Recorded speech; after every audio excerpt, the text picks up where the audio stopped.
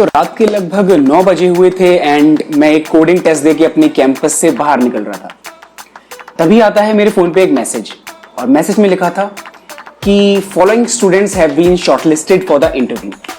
Company थी SAP labs. अब उसमें एक नाम मेरा भी था, तो ये मैसेज देख के हुई बहुत ज्यादा खुशी। लेकिन फिर जब धीरे धीरे करके स्क्रॉल डाउन किया और नजर पड़ी इंटरव्यू के टाइमिंग्स पे, तो वो सारी की सारी खुशी। इंटरव्यू था अगले दिन सुबह 8 बजे, और मेरा जो घर है वो कैंपस से लगभग 2 घंटे दूर है। तो अभी 9 बजे हुए थे, घर जाते जाते मुझे बजने थे 11। वैसे जिनको नहीं पता, I am Faraz, I am a graduate from Delhi Technological University and I am currently a software engineer at Curefit. और आप सुनने जा रहे हैं मेरी इंटर्नशिप इंटरव्यू की स्टोरी। तो यार सोच के ये रखा था कि पहले DSL को कर लेते हैं, और जैसे ही ऑनलाइन राउंड्स क्लियर होंगे वैसे ही मैं अपने सब्जेक्ट्स एंड प्रोजेक्ट्स पढ़ लूंगा। लेकिन यहां पर मिले थे हमें सिर्फ कुछ घंटे, तो जो चीज पिछले 2 महीने में नहीं करी वो अब इन 2 घंटे में कैसे हो पाएगी। तो रास्ते भर मन में यही ख्याल, यही डायलेमा कि घर जाके करेंगे क्या, मैं अपने सब्जेक्ट्स देखूं या थ्योरी देखूं या प्रोजेक्ट्स देखूं। लेकिन जब घर पहुंच के मैंने शीशे के सामने खुद को देखा, एकदम बड़ी बड़ी दाढ़ी, बड़ी बड़ी मूंछें, तो सोचा कि यार इस तरीके से अगर मैं इंटरव्यूज में जाके बैठ गया तो रिजेक्शन पहले आ जाएगा। तो सबसे पहले उसी का इलाज किया। फिर उसके बाद नहाया धोया, खाना पीना खाया। खाना पीना खाने के बाद फिर मैं लेके बैठा अपने प्रोजेक्ट्स। अब प्रोजेक्ट्स ये हैं, मैंने काफी टाइम पहले बनाए हुए थे, तो एक बार उनको देखना जरूरी था। मैंने 2 प्रोजेक्ट्स बनाए थे। एक मैंने बनाया था वेब में यूजिंग जेंगो, और दूसरा मैंने बनाया था इन C++। दूसरा प्रोजेक्ट मेरा बहुत ही बेसिक C++ का प्रोजेक्ट था, where I implemented few libraries. तो मैंने देखना स्टार्ट किया, सारे अपने जो प्रोजेक्ट्स हैं उनको पलट के, और सेम चीज़ मैंने प्रिंट आउट भी ले ली थी ताकि मैं अपना मेट्रो में जाते पे थोड़ा उसको रिवाइज कर लूँ। ठीक है, उसके बाद मैं सो गया। यही थोड़ी बीच बीच में नींद आई, बीच बीच में आँख खुली। सुबह मुझे 6 बजे यहाँ से निकलना भी था ताकि मैं 8 बजे अपने कैंपस में रिपोर्ट कर पाऊँ।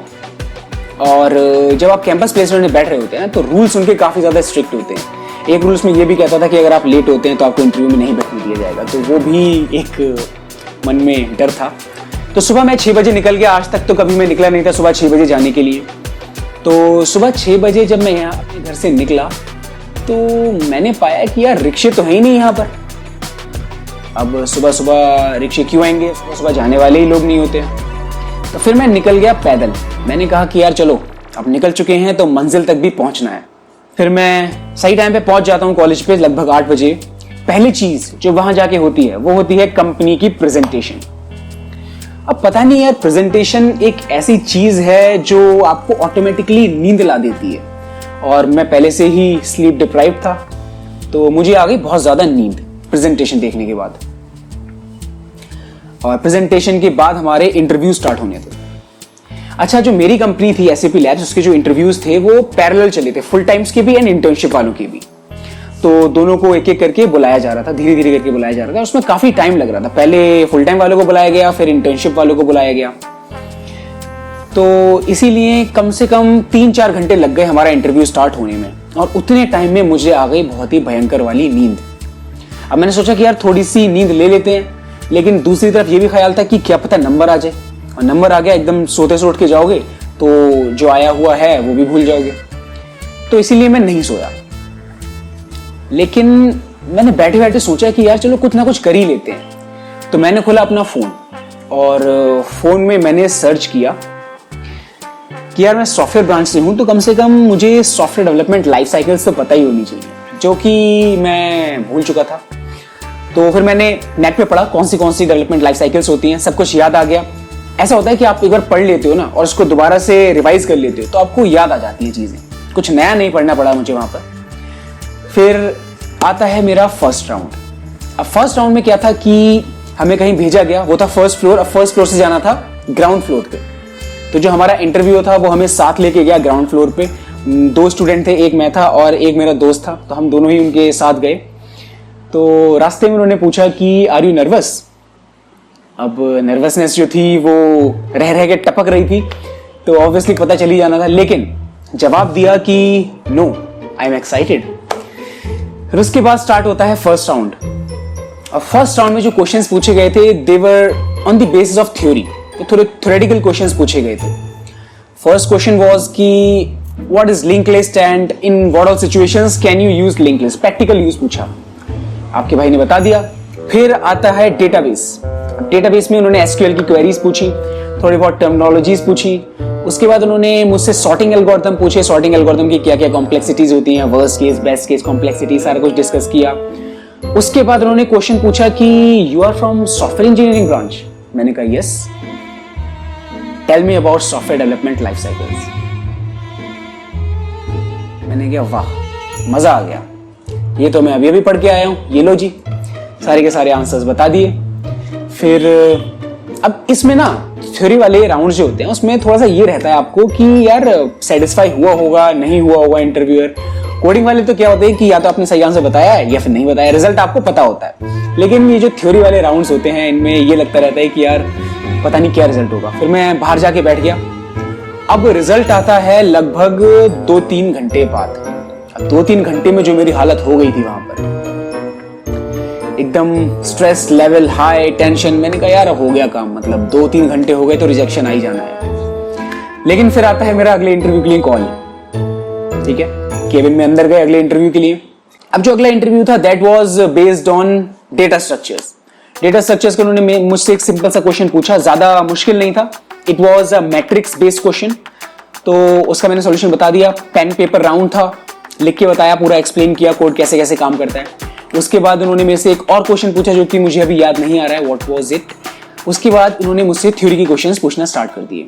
What is normalization, forms of normalization, what is polymorphism, static, dynamic, object oriented paradigms, बहुत सारी चीजें पूछी उन्होंने और एसक्यूएल के बारे में भी पूछा। ठीक है, तो सारे के सारे आंसर दे दिए एंड मुझे पता था कि ये सारे आंसर जो भी मैं दे रहा हूँ दीज आर करेक्ट। तो इस इंटरव्यू के बाद, सेकंड राउंड के बाद मुझे काफी ज्यादा कॉन्फिडेंस था कि हाँ इसमें तो सिलेक्शन हो ही जाना है। फिर इसमें भी लगभग 2-3 घंटे लगते हैं इसका रिजल्ट आने में, और उतने टाइम में शाम हो चुकी थी।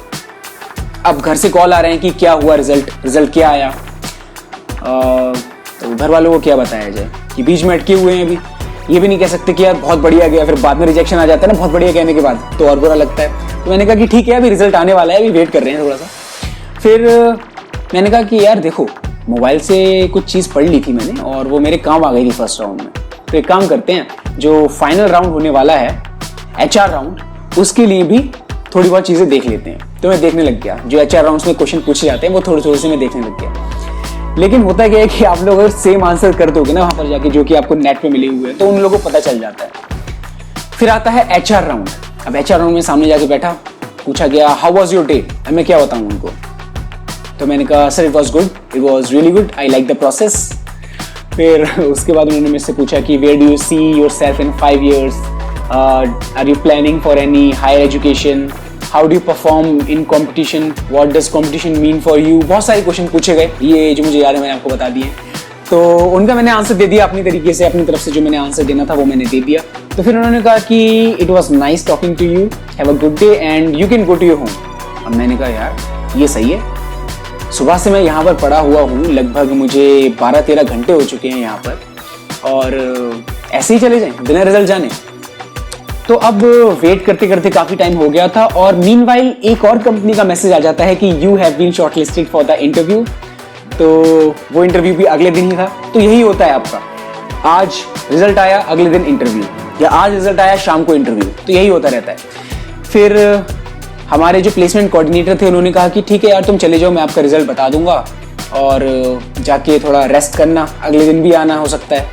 तो मैंने कहा हाँ यार ये बात तो सही है, लेकिन जो दिल था वो मान ही नहीं रहा था। सोच रहे थे कि रिजल्ट जब आ जाए उसी के बाद जाएंगे। तो काफ़ी टाइम तक, लगभग 9 बज गए थे, और काफ़ी टाइम तक मैंने कैंपस में वेट किया। और कैंपस में वेट करने के बाद मैं बाहर आ गया कैंपस के। अब कैंपस के बाहर एक हमारा वहाँ पर एक जायका रोल करके है, वहाँ पर आपको रोल्स मिलते हैं। तो वहाँ पर बैठ के मैंने रोल खाया अकेले, बिल्कुल सन्नाटा, और मैंने वहां पर बैठ के एक रोल खाया। और मैंने सोचा कि यार रिजल्ट आ जाए उसके बाद ही घर जाएं। लेकिन फिर मैंने बस पकड़ी और मैं मेट्रो स्टेशन पे पहुंच गया। मैंने कहा यार चलो घर चलते हैं और अगले इंटरव्यू की तैयारी करते हैं। फिर जैसे ही मेरी मेट्रो आई, मेट्रो में जैसे ही मैंने एंटर किया, मेरे प्लेसमेंट कोऑर्डिनेटर का कॉल आ गया। अच्छा, प्लेसमेंट कोऑर्डिनेटर का कॉल आया तो कॉल आते ही पहले तो मैं समझ गया था कि हाँ भाई रिजल्ट आ चुका है एंड पॉजिटिव रिजल्ट है, लेकिन उनकी आवाज़ क्लियर सुनाई नहीं दी। फिर उनका मैसेज आता है कि कॉन्ग्रेचुलेशंस, आपका सिलेक्शन हो गया। मैंने कहा यार सुकून मिल गया दिल को। अब इतने दिनों से यार मैं कैंपस में आता था ऑनलाइन टेस्ट देने के लिए और सुबह सुबह आना पड़ता था, शाम को देर रात को घर पहुंचते थे, तो ये बहुत ज़्यादा स्ट्रेसफुल हो चुका था, बहुत ज़्यादा हेक्टिक हो चुका था। तो मैंने कहा यार चलो ठीक है, फाइनली यार प्लेसमेंट हो गया, अब कंपनीज में नहीं बैठना पड़ेगा और पहली जॉब अपनी लग चुकी है।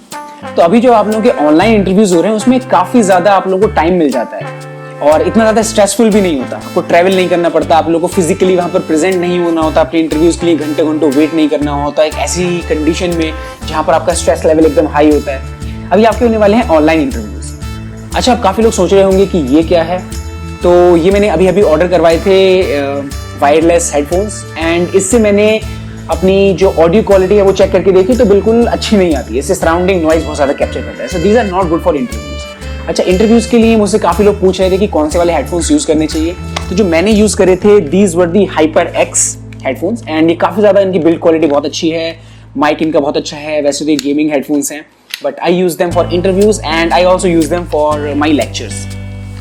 तो आप लोग भी इसको चेकआउट कर सकते हैं, लिंक मैं आपको डिस्क्रिप्शन में दे दूंगा। और इससे एक सस्ता वाला ऑप्शन भी है जिसका मैं अभी नाम भूल गया हूँ, लेकिन उसकी भी लिंक मैं आपको डिस्क्रिप्शन में प्रोवाइड कर दूंगा। अगर आपको एक नॉर्मल यूज़ के लिए चाहिए देन आप लोग वो वाले ले सकते हैं, लेकिन फिर उन वालों को आप ऐसे ऐसे करके मत देखना वरना वो टूट जाएंगे। तो सिलेक्शन के बाद मुझे कैसा फील हुआ वो मुझसे अच्छा आपको ये बता पाएगा। सो